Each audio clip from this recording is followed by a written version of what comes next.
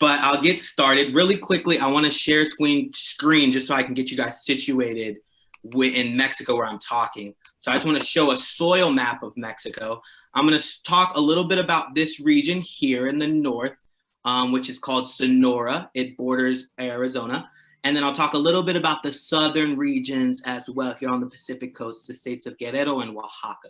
I'm going to stop sharing now, but I might jump back to that. So a lot of people are familiar with political revolutions. They're huge. There have been a lot of political revolutions in the 20th century.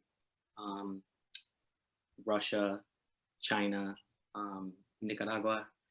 But one of the most important ones, and one of the most rooted in agrarian rights and rights for soil, was the Mexican Revolution, which went from 1910 roughly to 1920. And after the Mexican Revolution, not only there were a lot of changes happening in the United States and North America generally, but since it was fought largely by farmers, campesinos, for access to rights, because during the dictatorship that came before the Mexican Revolution, basically access to land was limited to the very wealthy, and 90% of land in Mexico was owned by about 3% of the population. Today, most of Mexican territory is actually in what are called ejidos, or communal lands owned by either mestizo populations or indigenous populations, or in some cases, Afro-Indigenous populations.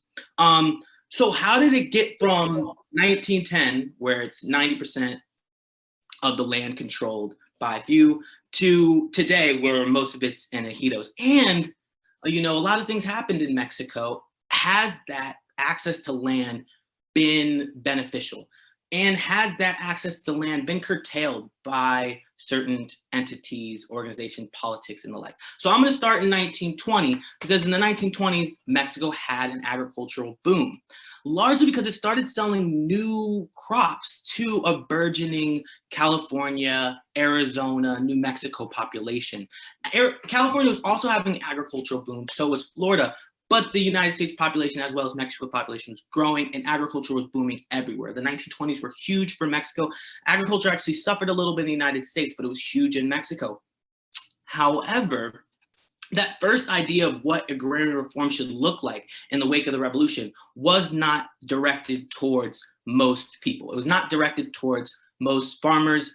The idea that the presidents had in 1920s was that land should go to smallholders. And what they tried to do, actually, the president Álvaro Obregón was the president from 1920 to 1924. He was actually a garbanzo bean farmer from that northern region, that border region next to Arizona that I showed you. And one of the things that he did was he invested, made connections between garbanzo bean farmers, tomato farmers, with new relationship with California. But since things were burgeoning in California, California landowners also wanted to experiment with new pesticides in Sonora and Sinaloa.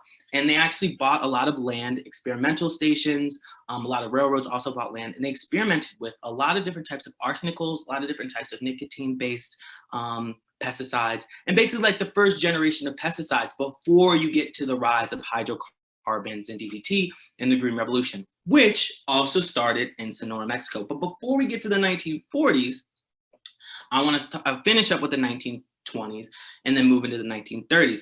So this idea about, this boom of winter crops, no longer was Mexico selling just, chocolate and bananas and sugar to the United States. In the 1920s, there's new science about vitamin A and vitamin B and all these new nutrients. And then also there was new ecological changes about where things were grown. No longer were things grown in Mexico just in the humid tropical coast on the southern region, but they were grown in the dry tropical coast of the Pacific. So it's actually a geographic shift from growing mostly in the Atlantic seaboard to the Pacific, right?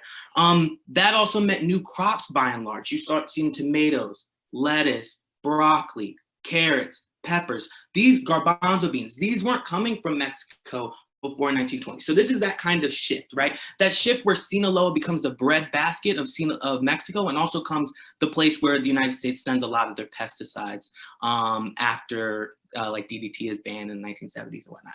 So moving to the 1930s, there was a new president, Lázaro Cárdenas, who decided for a lot of different reasons, that, political violence in the countryside would not be resolved unless people got land. And they started kind of their first major waves of agrarian reform. And they did that through the ejido system. By giving different communities access to either land that they ancestrally had access to, or land that they expropriated from haciendas or large plantations. However, I think of the 42,000 hectares of land that was given out in the state of Guerrero that I studied, I believe only 17 hectares were irrigated. I believe of most of that land, by and large, most of it was what's called agostero, which is land that really is only good for cattle. It's not really, the soil quality is really poor. Actually, Mexico only has about, I believe that Mexico, the whole landmass, I think it's only about 20% of Mexican soil is arable.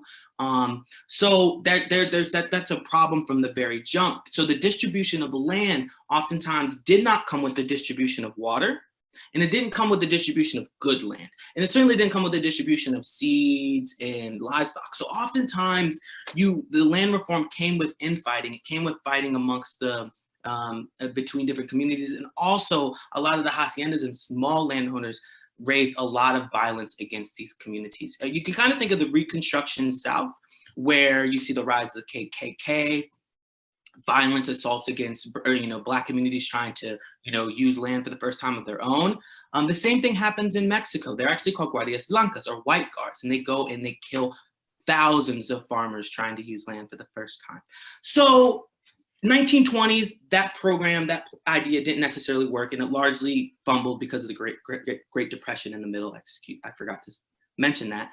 But then also, another reason why the 1930s didn't work is because the capital bankrolling a lot of the ejido system were U.S. companies. So a lot of ejidos were cooperatives, and they're actually industrialized, getting credits from large companies. Anderson-Clayton was the biggest one, which was the largest cotton company until the 1970s, working in Mexico and Brazil.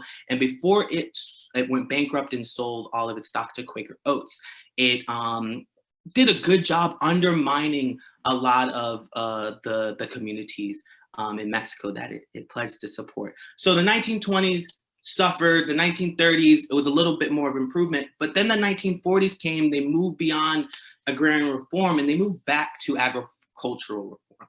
And the agricultural reform that hit Mexico in the 1920s looked mostly like it was very far removed from kind of old traditional practice, old traditional land patterns.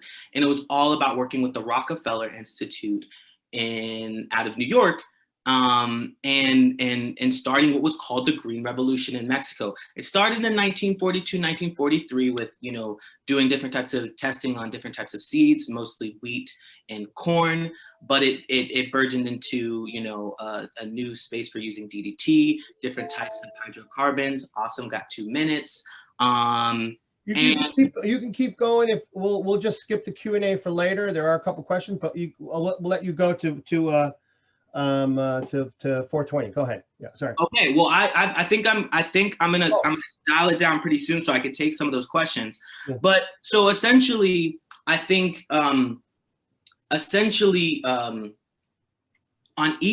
throughout this process, and even to the day in many regards, the process of trying to distribute land or use land in Mexico in the most equitable way has been soiled. It has been undermined for an assortment of different reasons. But a lot of people would like to say that has to do with Mexico's geological or ecological disposition. But if you look at it closely, it almost always has to do with politics. So my major thesis, from the 1920s, 1930s, 1940s, and so on, are that attempts to control nature changed the nature of control. It changed the nature of how people tried to control land. And oftentimes, by the time they were trying to solve a problem, that problem had already blossomed into something that they couldn't control. So I have a lot of questions, there's much more I could say, questioning the idea of the Mexican miracle that takes place after the 1940s, similar to like what people say the Brazilian miracle. And it's a miracle for whom, right? Because you see that because of the initial distribution of land in the 1930s, and then the influx of pesticides and fertilizers that were connected to agricultural credits in the 1940s, that the cost of farming only increased in the 1940s. And you see a migrant problem start there, where you see people leaving their ejidos to work in large plantations, or leaving large plantations or ejidos to go to the United States through the Bracero program. So throughout these 3 stages of agricultural reform, agrarian reform, and then agricultural reform again, none of it truly benefited the people who fought in the first political revolution in 1910, and very few of them benefited from the green, also very political revolution that came in the 1940s. So I'm excited to take questions. I have a lot more positive things to say too. I know it was a bit bit grim, but thank you so much for your time. It's a true pleasure to talk with you today.